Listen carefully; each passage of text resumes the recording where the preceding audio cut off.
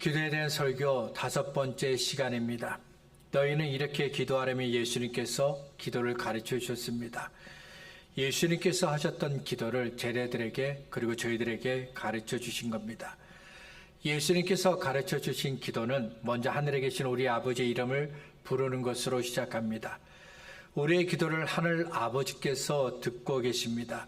이렇게 하늘에 계신 우리 아버지의 이름을 부를 때 비로소 기도가 시작됩니다. 하늘 아버지의 이름을 부르며 기도를 시작하였습니다. 그 다음에 하늘에 계신 우리 아버지의 이름이 거룩히 여김을 받기 위해 기도하라고 하셨습니다. 하늘 아버지의 이름이 사람들 가운데서 거룩히 여김을 받는 것, 이것이 우리가 기도할 때 하늘 아버지께 구해야 할 첫 번째 간구입니다. 하나님께 구할 것이 많이 있습니다. 하나님께서 도와주셔야 할 것이 많이 있습니다. 직원이 하나님에게 결제받아야 할 서류를 가지고 있는 것처럼 우리도 하나님께서 기도할 때 하나님께서 해결해 주시기를 원하는 것들을 가지고 있습니다. 유다와 아사가 강한 자와 약한 자 사이에 도우실 리가 하나님밖에 없다고 기도했던 것처럼 우리도 하나님의 도움이 지금 당장 필요합니다. 하나님께서 내가 만난 문제들을 지금 당장 해결해 주셔야 합니다. 하지만 예수님은 먼저 하늘 아버지의 이름이 거룩히 여김을 받기 위해 기도하라고 하셨습니다. 우리에게 나에게 필요한 것을 구하기 전에 먼저 하늘 아버지의 이름이 거룩히 여김을 받기 위해 기도하라고 하셨습니다. 내 사정이 급하지만 하나님을 먼저 높이라고 하셨습니다. 기도는 하나님과 만나는 시간입니다. 하나님의 은혜를 구하는 시간입니다. 때문에 우리는 먼저 우리의 기도를 들으시는 하나님을 생각해야 합니다. 먼저 하나님을 높여야 합니다. 첫 번째 간구까지 보았는데 어떤가요? 지금까지 우리가 드렸던 기도와 다르지 않나요?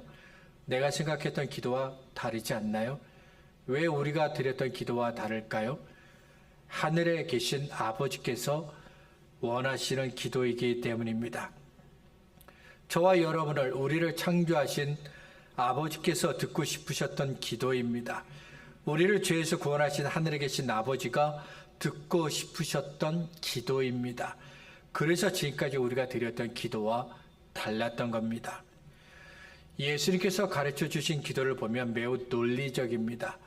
하나에 하나를 더하면 둘이 되는 것처럼 예수님께서 무엇을 말씀하시노 그 다음에 어떤 것을 말씀하시는 것이 매우 자연스럽습니다. 전혀 이상하지가 않습니다. 하늘에 계신 아버지를 말씀하셨습니다. 그러자 하늘에 계신 아버지가 높임을 받아야 한다는 생각을 하게 됩니다. 나를 창조하신 하나님, 나를 보호하시고 지켜주시고 인도하신 하나님을 생각하게 됩니다. 하나님께서 나를 사랑하셔서 독생자 예수 그리스도를 보내주시고 죄와 사망 가운데 있던 나를 구원하신 것을 생각합니다. 여기까지 생각했습니다. 그러면 자연스럽게 하늘에 계신 아버지께서 하신 일들이 인정을 받아야 한다는 생각을 하게 됩니다. 참으로 놀라운 일을 행하신 하늘에 계신 우리 아버지가 높아져야 한다고 생각하게 됩니다.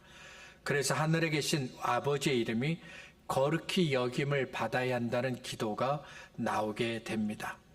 하늘 아버지의 이름이 거룩히 여김을 받아야 한다고 기도했습니다. 하늘에 계신 아버지가 높임을 받아야 한다고 생각했습니다. 하늘에 계신 아버지가 영광을 받으셔야 한다고 생각했습니다. 그러자 자연스럽게 언제나 하늘 아버지의 이름이 높임을 받는 나라를 생각하게 됩니다.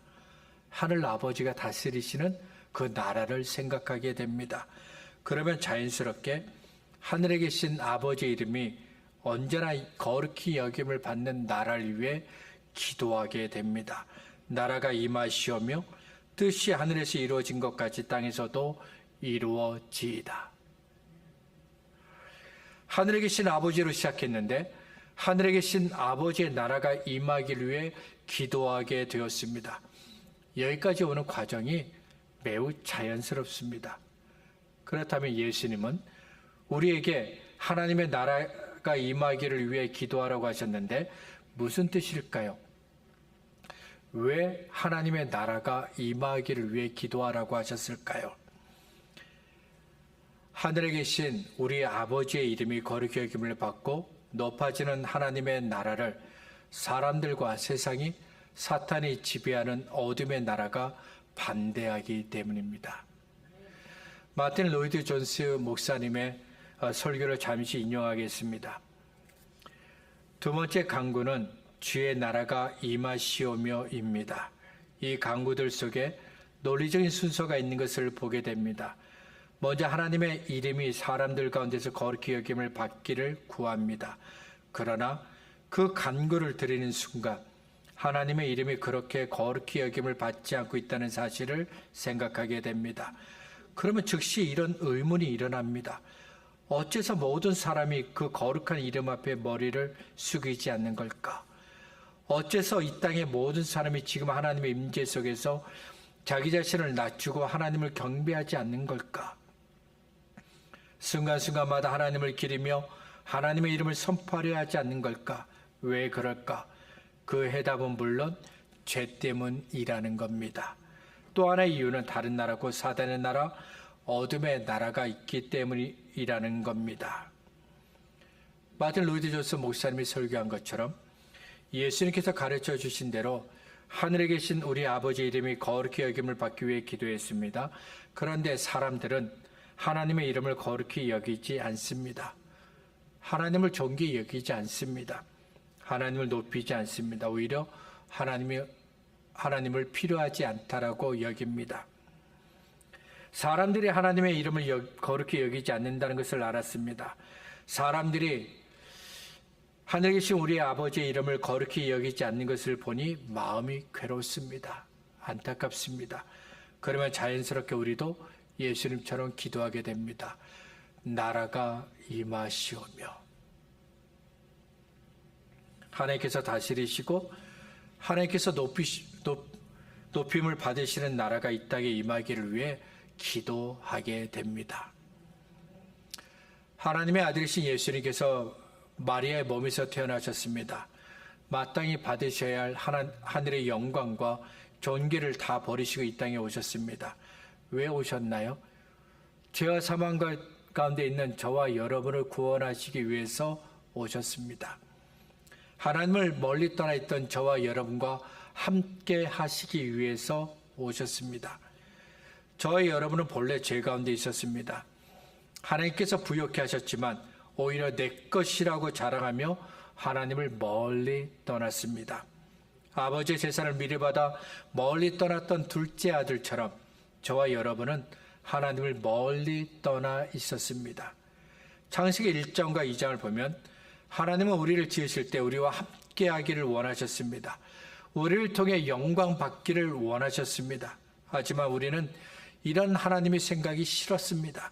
그래서 하나님이 다스리는 그 나라를 거부하고 하나님의 통치를 거부했습니다.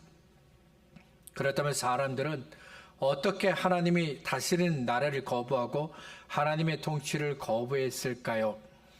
사람들이 하나님이 다스리는 나라를 어떻게 거부하고 하나님의 통치를 어떻게 거부했는지 한번 생각해 보시길 바랍니다. 어떤 것이 있나요? 예수님을 믿으라고 말하면 비웃습니다. 하나님께서 싫어하시는 동성애를 따르고 동성애를 옳다고 말합니다. 한국에서는 아예 차별금지법이라는 것을 만들어서 동성애가 잘못되었다고 말하거나 가르치면 안 된다고 법으로 정했습니다. 주일이지만 교회에서 함께 예배를 드리는 것보다는 야외에 나가서 운동하는 것이 더 좋습니다.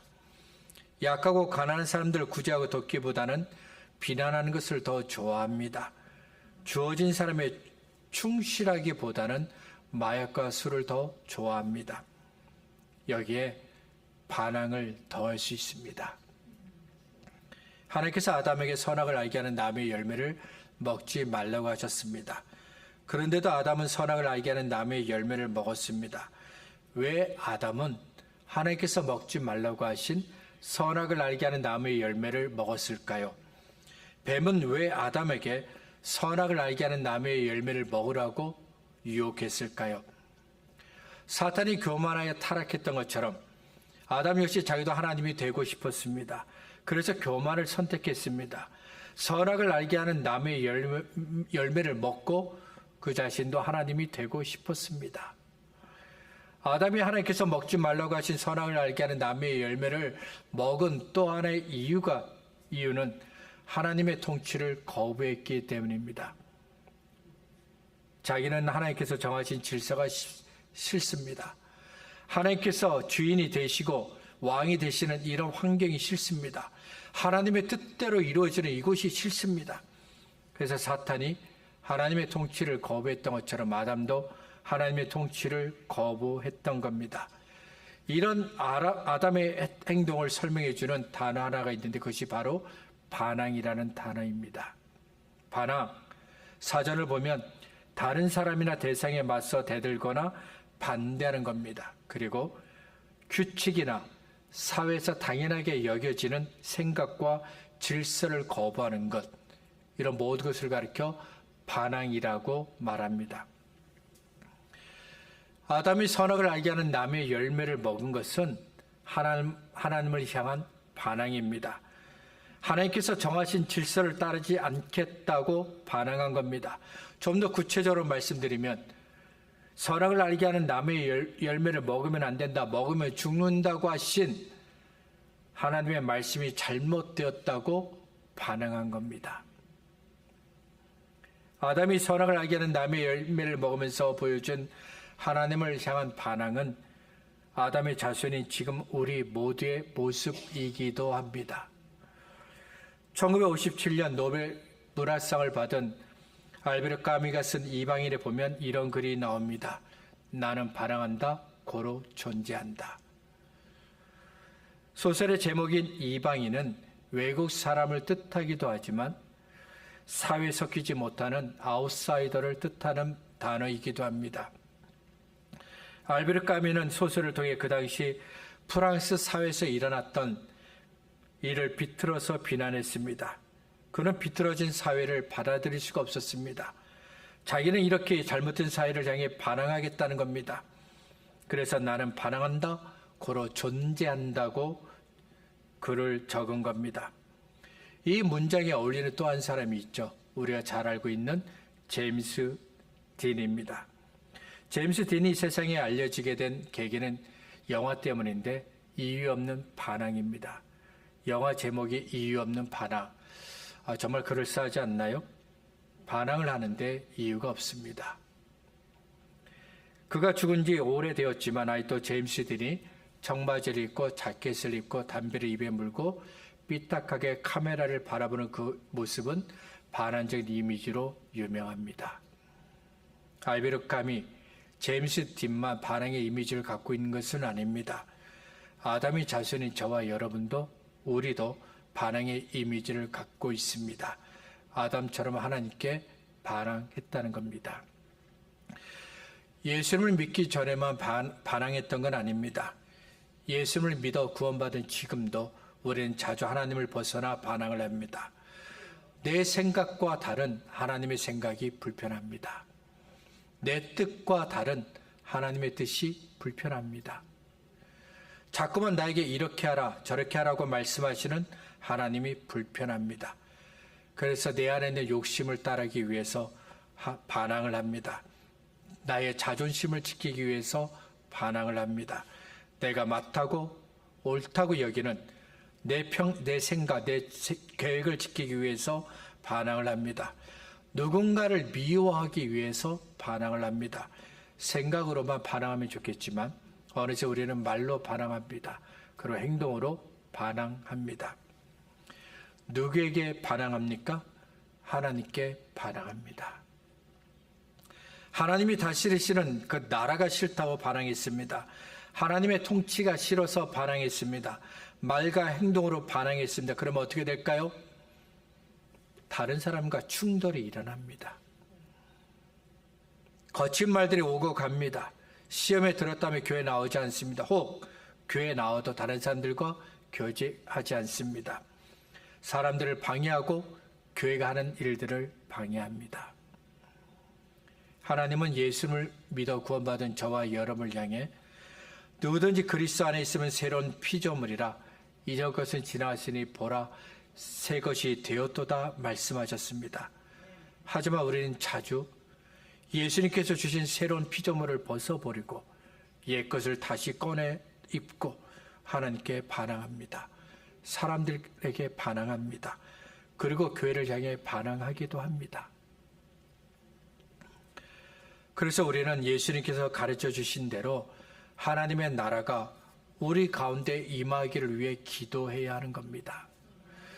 내 가정에, 내가 일하는 일터 위에, 그리고 우리 교회 가운데 하나님의 나라가 임하기를 위해 기도해야 하는 겁니다. 하나님의 나라를 거부하는 어둠의 세상 주관자들과 하늘에 있는 악한 영들과 싸워야 하는 겁니다. 세례 요한이 유대 광야에서 사람들에게 말했습니다. 회개하라, 천국이 가까이 왔느니라. 사람들에게 세례 요한은 회개하라고 말했습니다. 왜 회개하라고 말했을까요? 하나님의 나라가 가까이 오고 있기 때문입니다. 조금 있으면 하나님께서 보내신 예수님이 오십니다. 예수님이 오시면 하나님의 나라인 천국도 같이 옵니다. 그래서 천국이 가까이 왔다라고 외쳤습니다. 그러자 그 말을 들은 온 유대와 예루살렘 사람들이 세례 요한에게 자기 죄를 자복하고 요단강에서 세례를 받았습니다. 예수님께서 사람들에게 말씀하셨습니다. 회개하라, 천국이 가까이 왔느니라. 예수님께서 사람들에게 세례 요한이 말했던 것처럼 회개하라고 외치셨습니다. 왜 회개하라고 말씀하셨습니까? 하나님의 나라가 가까이 오고 있기 때문입니다. 세례 요한이 했던 말과 다른 점이 있다면 예수님께서 말씀하신 천국은 이미 왔다는 겁니다. 저 멀리 있던 천국이 가까이 오고 있는 것이 아닙니다. 조금씩 가까이 다가오고 있는 것이 아닙니다. 이미 천국이 이곳에 왔습니다. 왜냐하면 예수님이 계신 그곳이 바로 천국이기 때문입니다. 천국, 하나님의 나라는 어떤 곳입니까? 하나님의 이름이 거룩히 여김을 받는 곳입니다. 하나님께서 하나님이 높임을 받는 곳이고, 하나님께서 통치하시는 곳이고, 하나님이 주관하시고, 하나님이 인도하시는 곳입니다. 요한계시록 21장 22절부터 25절은 하나님의 나라인 천국이 어떤 곳인지 확실하게 우리에게 말씀합니다. 성 안에서 내가 성전을 보지 못하였으니 이는 주 하나님과 전능하신 이와 및 어린 양이 그 성전이심이라. 그 성은 해나 달의 비침이 쓸데없으니 이는 하나님의 영광이 비치고 어린 양이 그 등불이 되심이라. 만국이 그 빛 가운데로 다니고 땅의 왕들이 자기 영광을 가지고 그리로 들어가리라. 낮에 성문들을 도무지 닫지 아니하리니 거기에는 밤이 없음이라. 천국에는 하나님을 예배하는 성전이 없습니다. 왜 성전이 없을까요? 천국 그 자체가 성전이기 때문입니다. 하나님이 천국에 계십니다. 그러니 하나님께서 임재하셔야 할 성전이 필요가 없는 겁니다. 모여서 예배할 교회가 필요가 없는 겁니다. 또한 천국에는 해도 없습니다. 하나님의 영광이 해보다 더 밝히 빛나고 있기 때문입니다. 우리가 살고 있는 이 땅에서는 해가 반드시 있어야 합니다. 해가 있어야 낮이 되고 해가 있어야 어둠이 물러나고 빛이 옵니다. 하지만 모든 것을 다 비춰주는 것은 아닙니다. 해가 하늘에 떠 있어도 여전히 어두운 곳이 있습니다. 하지만 하나님의 영광이 빛나는 천국에서는 어디에도 어둠이 없습니다. 그래서 우리가 살기 위해서 꼭 필요한 해가 천국에는 필요가 없는 겁니다. 예수님이 계신 곳이 곧 천국입니다. 마태복음 4장 23절부터 25절은 예수님께서 하셨던 일들을 우리에게 말씀합니다. 예수께서 온 갈릴리에 두루 다니사 그들의 회당에서 가르치시며 천국 복음을 전파하시며 백성 중에 모든 병과 모든 약한 것을 고치시니 그의 소문이 온 수리아에 퍼진지라. 사람들이 모든 앓는 자 곧 각종 병에 걸려서 고통당하는 자, 귀신 들린 자, 간질나는 자, 중풍 병자들을 데려오니 그들을 고치시더라. 갈릴리와 데가볼리와 예루살렘과 유대와 요단강 건너편에서 수많은 무리가 따르니라. 예수님이 계신 곳에서는 우리를 만족해 하시는 하나님의 말씀을 들을 수 있었습니다. 우리를 위로하고 우리 영혼을 살리시는 생명의 말씀을 들을 수 있었습니다. 그리고 예수님께서 우리를 힘들게 하고 약하게 하는 모든 병을 다 고쳐주셨습니다. 어떤 병이든 상관이 없습니다. 예수님께로만 오면 다 고쳐주셨습니다. 몸에 생긴 병만 고쳐주신 것이 아닙니다. 예수님은 우리의 마음에 약하고 병든 것을 다 고쳐주셨습니다. 또 어떤 일들이 있었나요? 귀신의 강한 힘으로 어떤 사람을 붙잡고 있습니다. 그러면 그 순간부터 그 사람은 귀신의 힘을 발휘하게 되는데 쇠사슬도 끊어버립니다. 죽은 사람들이 있는 무덤 사이에 있으면서 사람들에게 공포를 줍니다. 사람들이 귀신을 무서워하게 됩니다. 하지만 예수님이 계시면 귀신은 도망갑니다.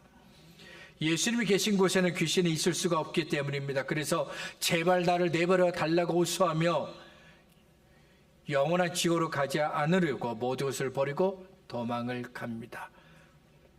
예수님이 계신 곳에 또 어떤 일들이 있었나요? 제자들이 예수님과 함께 배를 타고 갈릴리 저편으로 건너가고 있었습니다. 피곤하신 예수님은 주무시고 계셨지만 제자들은 염려하지 않았습니다. 베드로, 안드레, 요한과 야고보, 이 네 사람이 갈릴리 호수에서 고기를 잡던 어부였기 때문입니다. 배를 잘 다룰 수 있는 어부가 있으니 갈릴리 건너편으로 가는 건 어렵지 않습니다.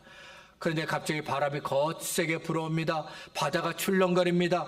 배가 이리저리 움직이더니 물이 배 안으로 들어옵니다. 배를 잘 다룰 줄 아는 제자가 있었고 다른 제자들이 돕고 있었지만 금방이라도 배가 물속에 빠질 것처럼 보였습니다. 제자들은 모두 죽음의 공포를 경험했습니다. 주무시던 예수님께서 일어나셨습니다. 바람과 바다를 향해 말씀하셨습니다. 그러자 바람이 그치고 바다가 잔잔해졌습니다. 예수님이 이곳에 계십니다. 그러면 천국이 옵니다. 예수님이 우리 가정에 계십니다. 그럼 우리 부모, 우리 자녀를 위한 염려와 근심이 사라집니다. 왜냐하면 예수님께서 우리 가정의 가장이 되시고 우리 가정을 친히 다스리시기 때문입니다. 예수님이 내가 일하는 일터에 계십니다. 그러면 일하는 것은 더 이상 문제가 되지 않습니다. 손님이 오지 않아서 장사 잘 되지 않는 것 더 이상 문제가 되지 않습니다. 재료값이 올라서 나의 소득이 줄어도 걱정할 필요 없습니다. 일하는 직원이 내 마음처럼 일하지 않아도, 일하는 직원이 부족해도 걱정하지 않아도 됩니다. 예수님이 내가 일하는 일터에 계십니다. 그러면 그 순간부터 이곳의 주인은 내가 아니라 예수님이 주인이 되시는 겁니다. 주인이신 예수님이 내가 일하고 있는 이 일터를 다스리고 계십니다. 예수님께서 일하기 불편했던 환경을 변화시켜서 일할 수 있는 환경이 되게 하십니다. 예수님의 능력에서는 사람들의 마음을 변화시켜 주십니다. 예수님이 계신 곳으로 사람들이 몰려오게 하십니다. 예수님이 내 안에 오시기만 하면 됩니다. 예수님이 이곳에 오시기만 하면 됩니다. 그러면 어떤 것도 우리를 괴롭게 하지 못합니다. 우리의 영혼을 흔들지 못합니다. 수입이 줄어도 돈이 없어도 우리를 염려하지 않게 합니다. 귀신이 아무리 힘이 세도 우리를 두렵게 하지 못합니다. 자연재해도 우리를 무섭게 하지 못합니다. 그리고 죽는 것도 무섭지 않습니다. 천국의 주인 되신 예수님께서, 우리의 주인이신 구주이신 예수님께서 나와 우리와 함께 계시기 때문입니다. 우리가 잘 알고 있는 찬송가 내용은 은총 입어 이 가사를 쓴 버틀러가 3절에서 이렇게 적었습니다. 높은 산이 거친 들이 초막이나 궁궐이나 내 주 예수 모신 곳이 그 어디나 하늘나라. 할렐루야 찬양하세. 내 모든 죄 사함받고 주 예수와 동행하니 그 어디나 하늘나라. 천국은 어디에 있나요? 어디로 가면 천국을 만날 수 있을까요? 예수님이 계신 곳이 바로 천국입니다. 예수님을 모신 곳이 바로 천국입니다. 우리가 예수님의 이름을 부르고 예배하는 이곳이 바로 천국입니다. 우리가 있는 이 자리가 바로 하나님의 나라가 임한 곳입니다. 말씀을 정리하겠습니다. 예수님은 우리들에게 하나님의 나라가 임하기를 위해 기도하라고 말씀하셨습니다. 예수님께서 다스리시고 하나님께서 높임을 받으시는 나라가 임하기를 위해 기도하라고 말씀하셨습니다. 예수님께서 말씀하신 대로 하나님의 나라가 나에게, 우리 가정에, 일터에, 교회에 임하기를 위해 기도했습니다. 그러면 성경에서 읽었던 하나님의 나라 천국을 만나게 됩니다. 우리 영혼을 살게 하고 우리 가정에 평안과 기쁨을 주시고 모든 병을 고치시고 모든 것을 새롭게 하시는 하나님의 나라를 만나게 됩니다. 예수님께서 계시는 하나님의 나라가, 천국이 저와 여러분의 기도 속에 있기를 바랍니다. 우리의 가정마다, 우리가 일하는 곳마다 예수님께서 계시는 하나님의 나라, 천국이 되기를 바랍니다.